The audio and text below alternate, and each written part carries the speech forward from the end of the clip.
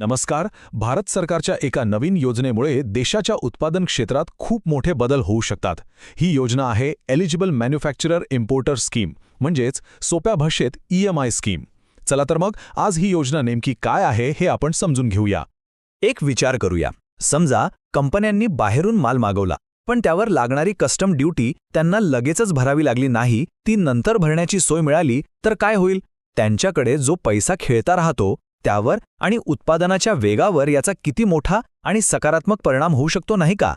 सरकारची ही नवीन योजना बरोबर हीच सुविधा देण्याचा प्रयत्न करत आहे.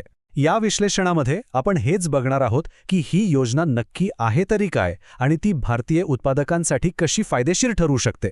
चला तर आपण हा विषय 5 सोप्या टप्प्यांमध्ये समजून घेऊया.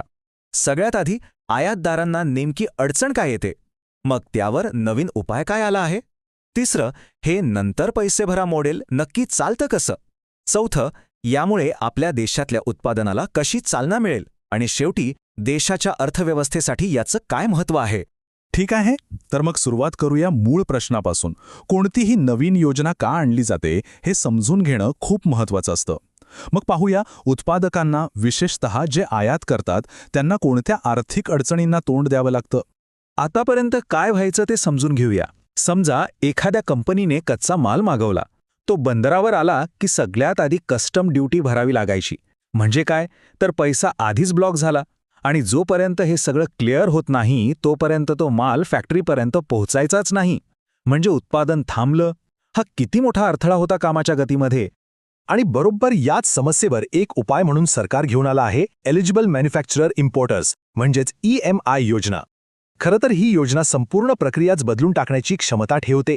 तर ही EMI योजना नक्की आहे तरी काय? अगदी सोप्या शब्दात सांगायचं झालं तर ही एक अशी सुविधा आहे जी काही पात्र उत्पादक आयातदारांना सीमाशुल्क लगेच न भरता ते नंतर भरण्याची परवानगी देते. याची घोषणा 2023-24च्या केंद्रीय अर्थसंकल्पात करण्यात आली होती. आता या योजनेबद्दल काही महत्त्वाच्या गोष्टी. याची अंमलबजावणी केंद्रीय अप्रत्यक्ष कर आणि सीमाशुल्क मंडळ म्हणजेच CBIC करत आहे. सध्या तरी ही योजना 1 एप्रिल 2024 ते 31 मार्च 2026 या 2 वर्षांसाठी लागू आहे.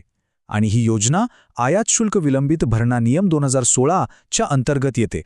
चला आता पुढच्या आणि सगळ्यात इंटरेस्टिंग भागाकडे वळूया.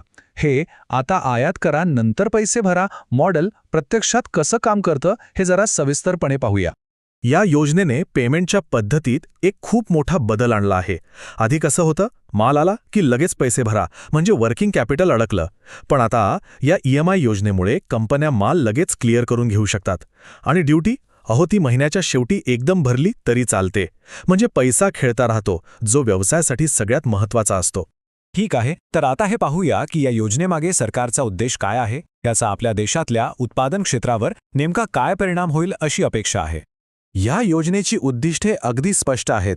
पहिलं म्हणजे कंपन्यांचा कॅश फ्लो सुधारणं. दुसरं, कर भरणं सोपं करून लोकांना ते वेळेवर भरण्यासाठी प्रोत्साहन देणं. तिसरं, मेक इन इंडियाला चालना देणं. कारण सोपं आहे, जेव्हा कंपन्यांचा पैसा शुल्कात अडकणार नाही तेव्हा ते तो पैसा नवीन तंत्रज्ञान किंवा विकासावर लावू शकतात. आणि चौथं म्हणजे भारतात व्यवसाय करणं आणखी सोपं बनवणं. आता प्रश्न येतो की याचा सर्वात जास्त फायदा कोणाला होणार. तर साहजिकच जे उत्पादक कच्च्या मालासाठी आयातीवर अवलंबून आहेत त्यांना. त्याचबरोबर आपले लघु आणि मध्यम उद्योग म्हणजे MSME आणि उत्पादन संलग्न क्षेत्रांनाही भांडवल सहज उपलब्ध झाल्यामुळे वाढीसाठी मोठी मदत मिळणार आहे. चला आता या योजनेकडे थोड्या मोठ्या कॅनव्हासवर पाहूया. देशाच्या एकूण आर्थिक धोरणामध्ये ही योजना कुठे आणि कशी बसते. तर यातला महत्त्वाचा मुद्दा हा आहे की ही योजना फक्त करांमध्ये केलेला एक छोटासा बदल नाहीये. नाही, हे एक मोठं धोरणात्मक पाऊल आहे. कशासाठी? तर देशातील व्यापार आणखी सोपा व्हावा आणि आर्थिक विकासाला वेग मिळावा यासाठी. ही योजना देशाच्या मोठ्या ध्येयांशी अगदी थेट जोडलेली आहे. ती MSME क्षेत्राला आधार देते, मेक इन इंडिया या मोहिमेला प्रोत्साहन देते आणि आत्मनिर्भर भारत या संकल्पनेला अधिक बळकट करते. तज्ज्ञांचंही हेच म्हणणं आहे की विलंबित शुल्क भरणा यंत्रणा उत्पादन क्षेत्राची स्पर्धात्मकता लक्षणीयरित्या सुधारू शकते.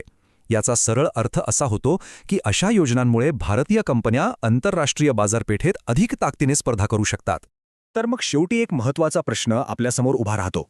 सरकारनं उचललेले हे धोरणात्मक पाऊल भारताच्या प्रचंड उत्पादन क्षमतेला पूर्णपणे बाहेर काढण्यासाठी म्हणजे तिला अनलॉक करण्यासाठी एक गुरुकिल्ली ठरू शकेल का यावर नक्कीच विचार करायला हवा.